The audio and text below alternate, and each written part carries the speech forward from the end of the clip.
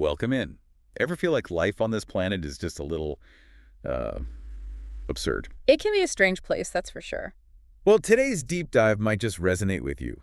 We're hitching a ride on a wild journey through the Hitchhiker's Guide to the Galaxy, and trust me, it's more than just a sci-fi romp. You're right. This guide, alongside these supporting documents we've got, offers some surprisingly sharp commentary on humanity, the universe, and everything in between. And to think it all starts with a seemingly ordinary book. You'd think so, wouldn't you? Though, according to the guide itself, it's a publishing sensation across the galaxy, even outselling those big-name titles from Ursa Minor. Imagine that, a galactic bestseller. What I find interesting is its emphasis on practicality. It's meant to be more accessible than, say, the Encyclopedia Galactica, less about memorizing facts and more about navigating the absurdity of it all. That actually makes a lot of sense. I mean, who has time for dense encyclopedias when you're busy traversing the cosmos? Though I am curious, is this a physical book? Yeah. Because hauling a galactic encyclopedia around sounds like a workout I'm not ready for. That's actually addressed in the guide itself. Turns out a physical copy would be enormous. We're talking buildings dedicated to housing a single volume. Wow. They opted for a compact electronic format, which I think speaks to the whole practical, user-friendly approach. Okay, so it's practical and portable. I'm liking this guide But already. it's definitely one of a kind. So what does it have to say about our humble little planet, Earth? Does it recommend a visit? Well, let's just say the guide doesn't mince words. It describes Earth as, well, a small, insignificant planet on the unfashionable end of the western spiral arm of the galaxy. Ouch. Maybe they didn't get good cell service when they visited. Anything else we should be bracing ourselves for? Let's see. Oh, yes, they highlight our fascination with digital watches as a prime example of our, well, primitiveness. Okay, I'll give them that.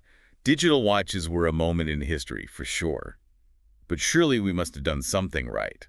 Right. There's a curious anecdote about a girl on Earth who nearly solved all the world's problems.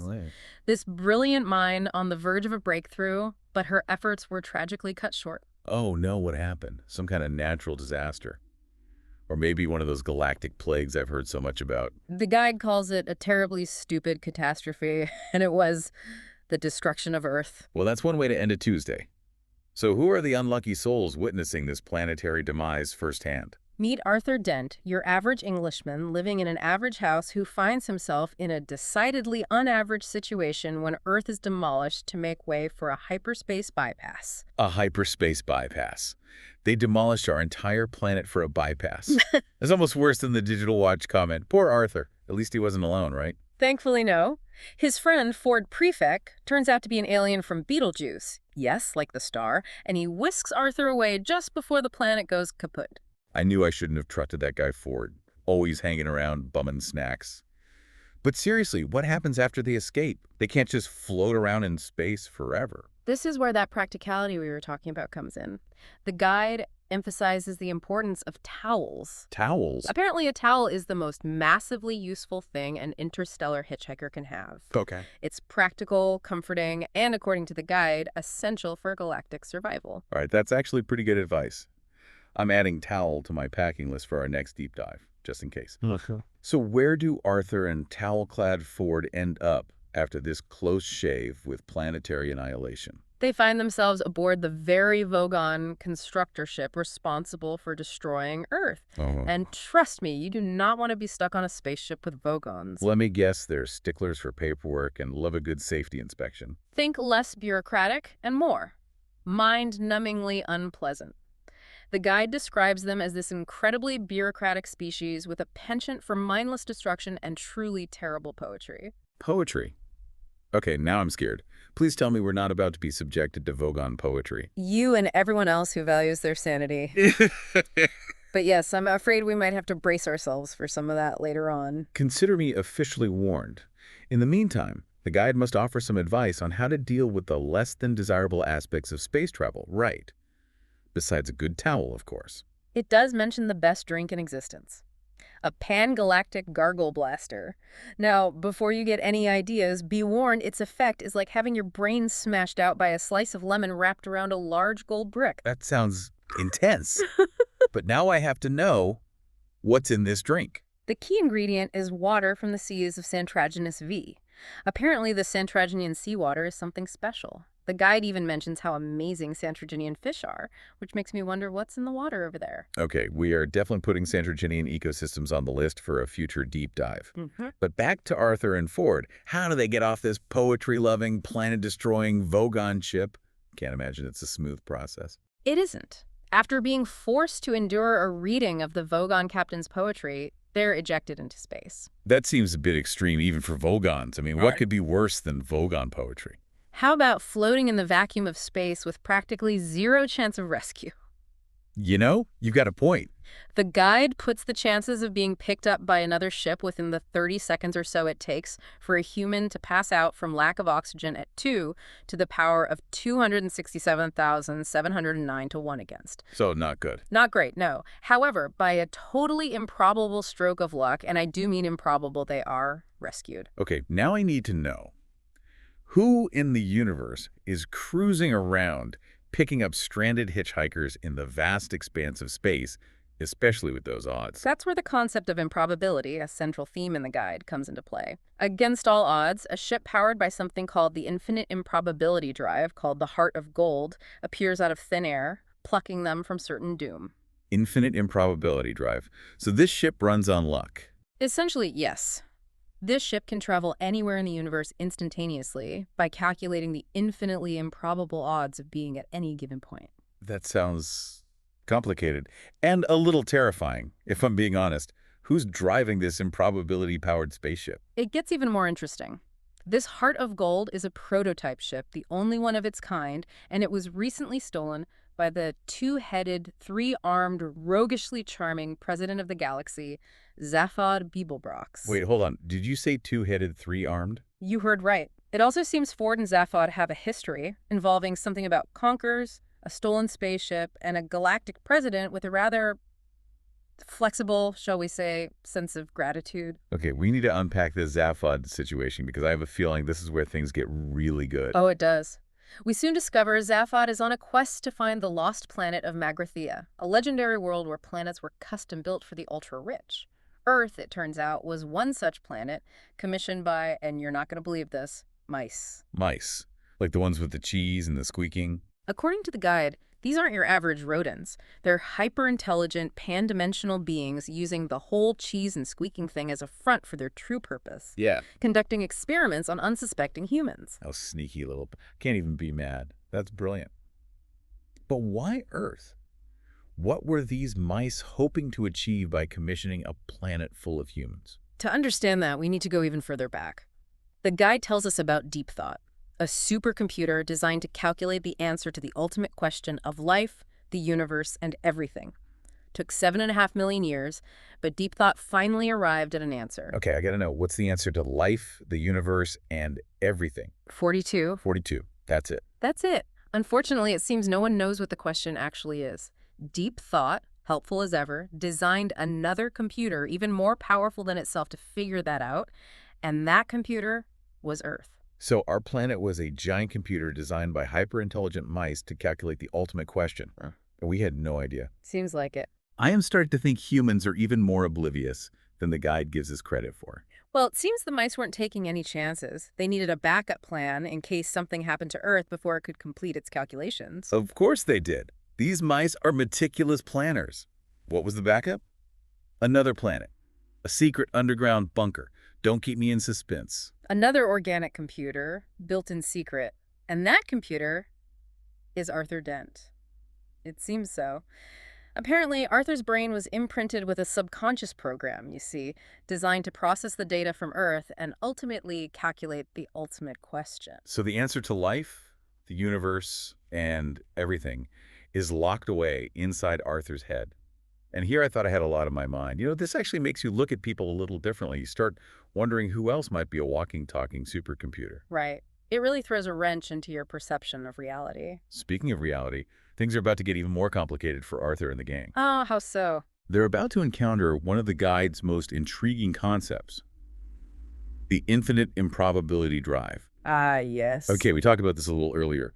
The Heart of Gold, Zaphod's stolen spaceship, uses this drive to travel across the universe, right? Exactly. It's a device that allows a ship to travel to any point in the universe instantly by harnessing the power of improbability.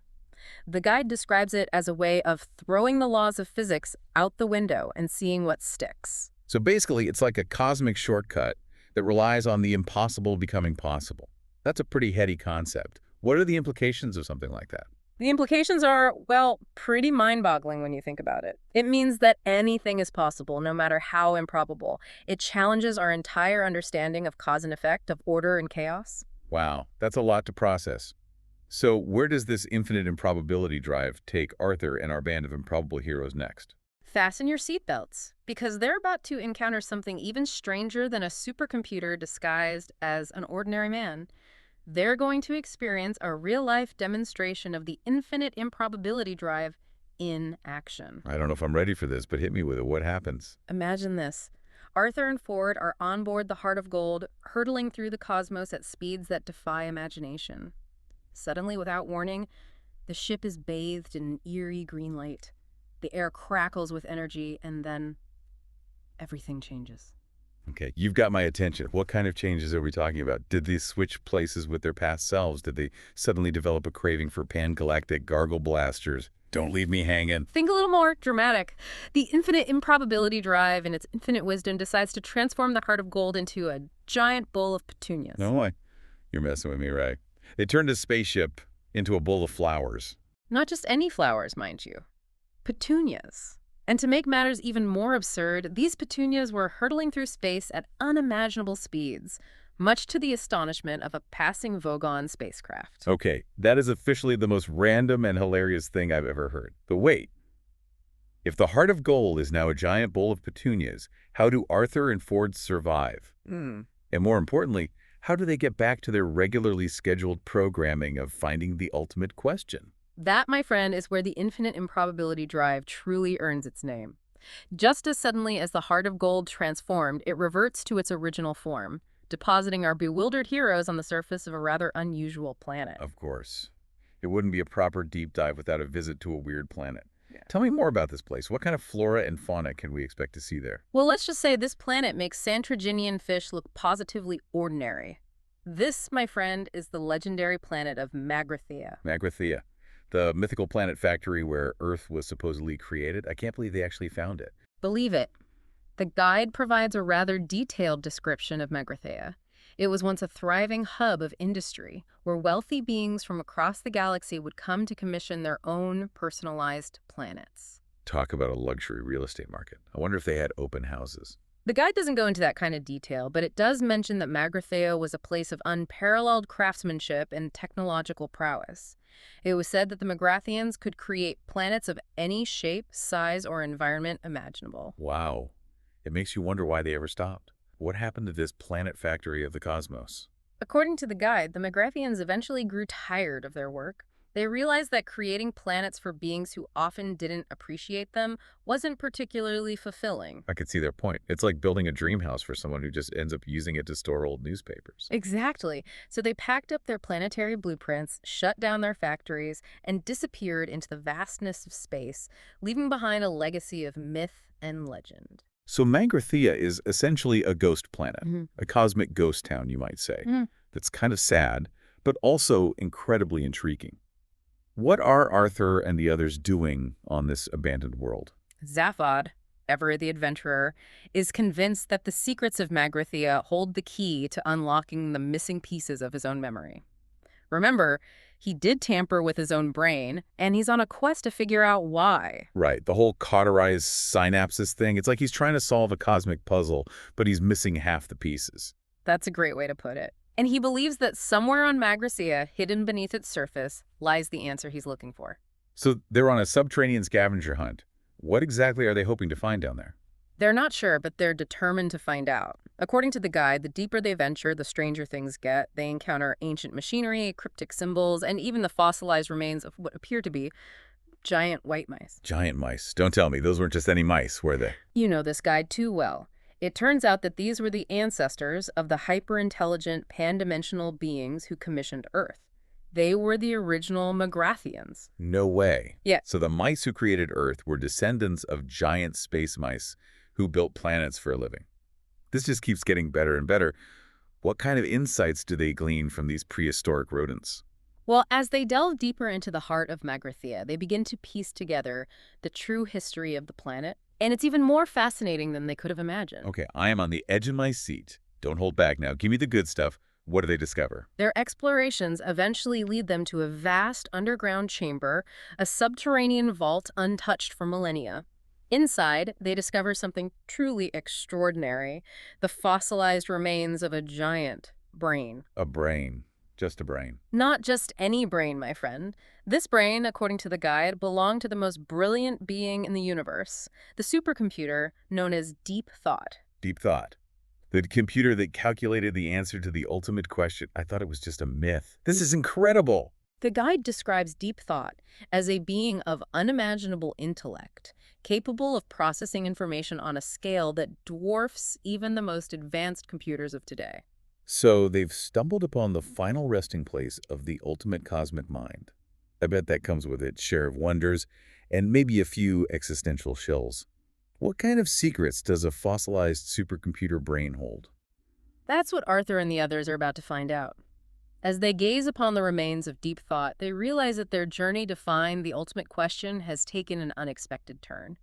The answer they seek may not lie in some distant corner of the galaxy, but right here, in the heart of this ancient, abandoned world. Okay, now I need part 3 like I need oxygen.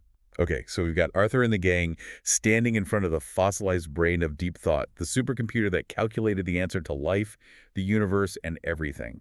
Talk about an awe-inspiring moment. I can't imagine what goes through your mind at a time like that. The guide describes a sense of profound stillness, a silence so deep it feels like the entire universe is holding its breath. But it's within this silence that a startling realization dawns on Arthur. What's that? What does he realize? He realizes that Deep Thought, for all its computational power, for all its cosmic intellect, was limited. Limited. How so? I thought Deep Thought was supposed to be the ultimate answer machine. It was, but even Deep Thought had to work within the framework of its programming. It could process information, make calculations, and arrive at an answer, but it could never truly understand the question itself. I see. So it's like having the world's most powerful calculator, but you don't know what equation to plug into it. Exactly, and that's where Arthur, the seemingly ordinary human, comes in. You see, while Deep Thought was busy crunching numbers, Arthur was out there living, experiencing, embracing the absurdity of it all. So Arthur, by virtue of his human experience, holds the key to unlocking the ultimate question. That's a pretty powerful message. It's like saying that sometimes the answers we seek aren't found in data or calculations, but in the messiness of life itself. Precisely. The guide seems to be suggesting that true understanding, the kind that can't be computed or quantified, comes from embracing the unknown, from those unscripted moments that make up a life. Wow, that's a lot to unpack. So what happens next? How does Arthur tap into this deeper understanding? Does he suddenly develop superintelligence? No, it's much more subtle than that. Remember, Arthur has a bit of a knack for stumbling into the most improbable situations. That's an understatement. So what improbable adventure awaits Arthur this time? Picture this. Arthur's relaxing in the heart of Gold's Lounge, enjoying a cup of tea, and contemplating the vastness of existence when Zaphod bursts in, practically vibrating with excitement. Knowing Zaphod, I'm guessing it's not good news. It's not exactly bad news, but it's definitely Zaphod. He announces that he's found a way to activate the heart of Gold's Beastromathic drive, a device that makes even the infinite improbability drive look predictable. A Beastromathic drive? Yeah. What in the cosmos is that? The guide doesn't go into great detail, but it describes it as a device that can transport the ship to any location in the universe that serves food. So a spaceship that runs on takeout? I knew those pan-galactic gargle blasters would come back to haunt us. But why activate it now? Where are they going? Zaphod, in his infinite wisdom, decides to take Arthur to a little place called Milliways. Milliways. That name sounds familiar. Wait a minute. Isn't that? The restaurant at the end of the universe. Of course. It all makes sense now. The ultimate dining experience. Yeah. Witnessing the end of time itself while enjoying a delicious meal. According to the guide, Milliways is a sight to behold.